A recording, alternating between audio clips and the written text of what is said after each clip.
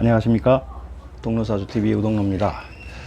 오늘은 육식갑자 31번째 갑오일주에 대한 본성을 한번 분석해 보겠습니다. 갑오일주, 갑자, 갑술, 갑신, 갑진, 5가지 갑을 로 시작한 일주 중에서 갑오일주만큼 목의 기운을 가장 잘 대변되는, 목의 기운이 가장 잘 발현될 수 있는 일주가 갑오일주입니다. 가오란 말이 있죠. 일본말로 가오. 가오라는 건 일본말로 얼굴입니다. 얼굴. 가오가 있지. 발음이 비슷하죠. 가오. 갑오일주들의 본성은 병기정이라고 하는 지장간 안에 그 본성이 숨어 있죠. 일지를 상관을 깔고 앉아 있죠. 일지가 상관이다라고 하는 건 그 사람 남과 비교 우위에 있고 싶어하는, 자기의 우월감을 나타내고 싶어하는 마음이 내재되고 있다. 밖으로 발현되진 않겠지만은 어쨌거나 일제 상관이 있다라는 것은 은연중에 자기 자신을 알리고 싶어하는 그러한 기운을 내재하고 있다라고 표현을 해도 맞습니다. 자, 병화는 식신이고요. 기토는 정제입니다. 그 다음에 정화는 상관이죠. 목이라고 하는 것은 생명의 시작, 발생을 의미하죠. 우리가 목은 생명의 시작과 발생을 의미하고, 그래서 이거를 생이라고 부르고요. 화라고 하는 것은 그 생명이 성장하는, 변화하고 발전하는, 성장하는, 그래서 생장. 그 다음에 토라고 하는 것은 목화 금수의 기운을 조종해주는 화. 그 다음에 금이라고 하는 숙살, 거두어들이는. 그 다음에 수라고 하는 거는 생장화 수장이라 그러죠. 장.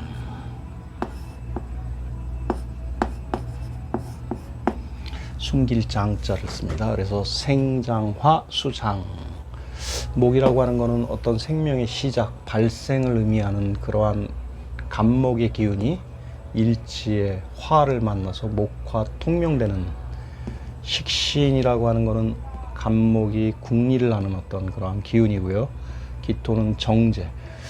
정제와 암합이 되어 있습니다. 암합이 되어 있다라는 것은 상당히 목적지향적이다. 또 정화라고 하는 것은 남과 비교하는 상관이죠. 비교 우위에 쓰려고 하는 상관이죠.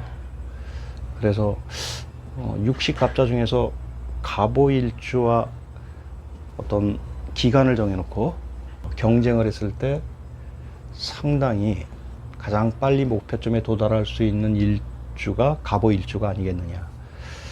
남보다 우수해야 되는 그러한 본성과, 그다음 정확하게 추진하려고 하는 그러한 마음과, 그러한 목표점에 도달하려고 하는 어떤 궁리를, 기획을 하는 어떤 능력을 갖고 있다.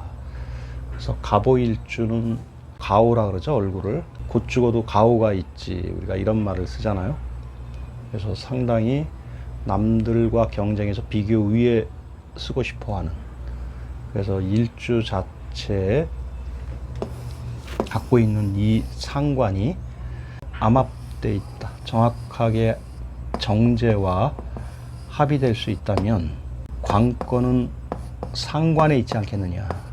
상관이라고 하는 것은 남과 비교해서 비교 우위에 쓰려고 하는 그러한 마음이죠. 그러한 마음에 상처가 된다면 이 우위의 본성이 열등의식으로 잠복할 수 있다. 그렇다면 갑목일주는 결국은 수의 기운이 어느 천간 어느 일지에 수의 기운이 작용하느냐에 따라서 힘차게 앞으로 나가려고 하는 목표지향적인 일주 본성을 가지고 있는 일주가 갑오일주입니다. 갑오일주는 자존심 상하는 어떠한 일을 잘 못하죠. 그리고 상당히 목적지향적이다. 정관과 암합이 되어 있습니다. 어떤 목표를 설정해 놓고 어떻게 하면 그 목표에 도달할 수 있을까 궁리하고 남들보다 잘할 수 있을까라고 하는 상간의 기운의 본성을 가지고 있는 일주가 갑오일주입니다. 아마 육식갑자 중에서 갑오일주와 열흘 안에 어떤 내기를 하고 목표를 향해 경쟁을 했을 때 가장 먼저 도달할 수 있는 그 목표점에 갈 수 있는 일주가 갑오일주가 아닌가 생각이 듭니다.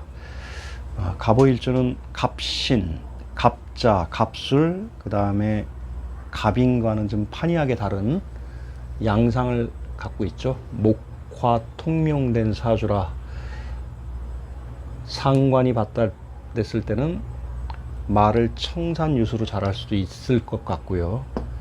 그 다음에 어떤 프로젝트를 수행하는 능력, 식신이 발현된다면 그 누구보다도 상당히 목표지향적인 일주가 갑오일주입니다. 그래서 갑오일주들은 그러한 재와 관을 가져가기 위해서 비견이라든가 인성이 어느 천간에 오느냐에 따라서 갑오일주의 인생이 확연하게 드러날 수 있지 않겠느냐. 또 한 가지는 생장화수장 음양오행에 나아가는 어떤 질서의 순서로 봐도 생명이 시작하고 그 다음에 무성하게 성장해가는 그러한 기운으로서 갑목은 갑신, 갑술, 갑자, 그 다음에 갑인 그러한 일주보다 더 갑목의 특성, 목의 본성을 가장 잘 발현할 수 있는 일주가 갑오일주입니다. 오늘도 갑오일주에 대한 사주를 법륜도에다 집어넣고 감명을 해보겠습니다.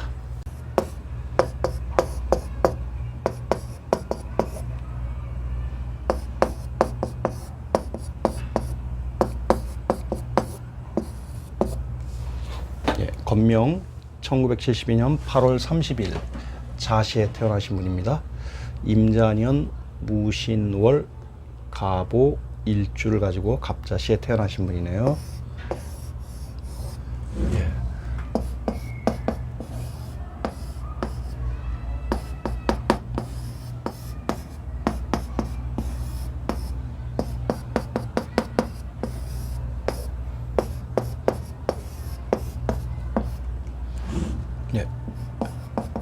갑 오는 상관이죠. 신금은 평관으로 들어와 있습니다. 자수는 정인으로 들어와 있고 임수 편인 자수가 또 있네요. 그 다음 무토가 평관으로 들어와 있고요. 갑이 또 하나 있습니다. 갑오 비견이 두 개고 인성이 있지만 어쨌거나 오화는 상관으로서 역할을 하고 있습니다. 그 다음에 월지 평관이 세게 들어오지만 용신을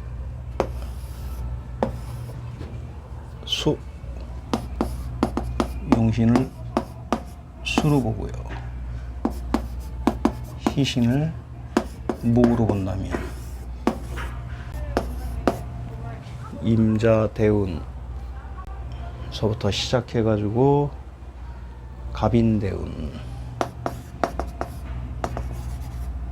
갑인대운까지가 100년을 놓고 봤을 때 한 30년까지 용희신이 다 들어오는 그러한 사주 구조를 가지고 있습니다.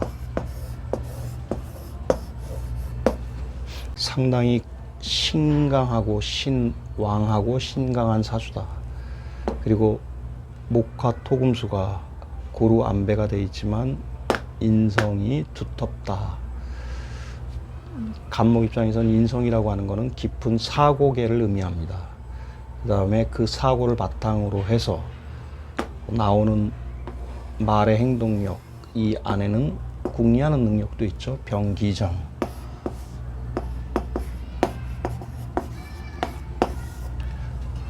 본성은 정제와 합의되어 있는 사람이라 상당히 정리정돈을 잘하고 수에 대한 개념도 밝은 분이고요.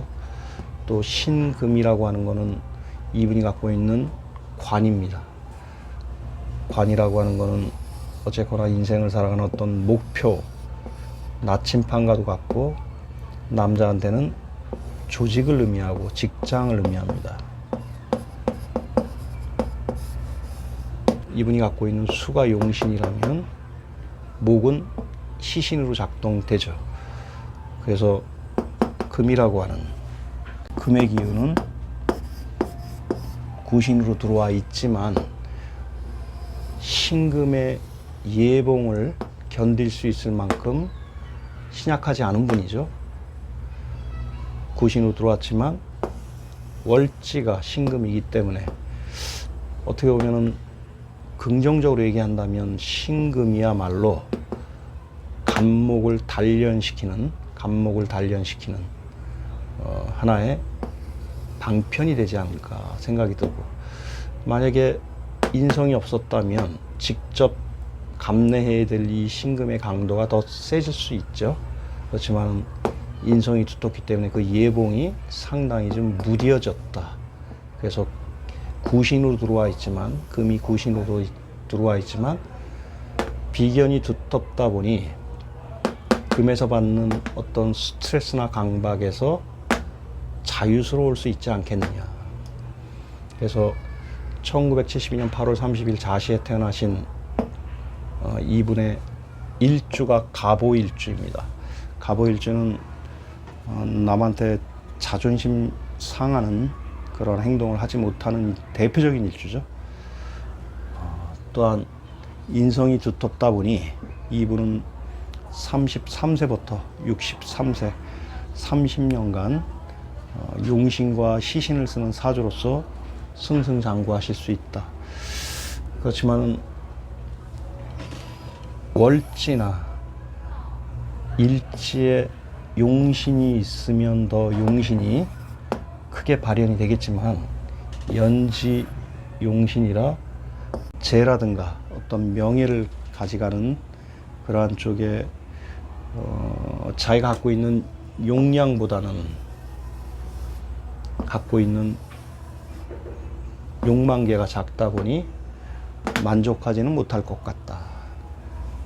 그렇지만 운에서 그러한 욕망이나 재물이 혹은 명예가 들어온다면 충분히 감내할 수 있는, 담을 수 있는 그릇을 가지고 있는 일주일 듯합니다. 갑오일주는 어쨌거나 갑진, 갑술, 갑자, 그 다음에 갑인 일주보다도 목이라고 하는 오행의 질서를 가장 확연하게 드러낼 수 있는 일주가 갑오일주입니다. 아무튼 갑오일주는 남들보다 비교 우위에 서야 되고 자존심 상하는 일을 못하죠.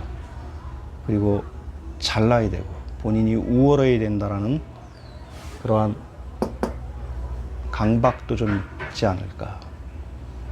어쨌거나 육식갑자 중에서 자기가 세운 욕망계와 정확히 합의돼 가지고 그 행동력, 그 사람이 취하고자 하는 행동력, 그게 사업으로 나올 수도 있고, 또 그분이 갖고 있는 어떤 스킬이나 그런 식신들이 잘 발현이 된다면 자기가 삶을 살면서 하고 싶어져 하는 그 욕망을 정확히 채울 수 있지 않겠는가. 그러한 면에서 갑오일주는 병기정이라고 하는 본성을 가지고 있습니다. 오늘 갑오일주에 대해서 간략하게 설명을 마치겠습니다.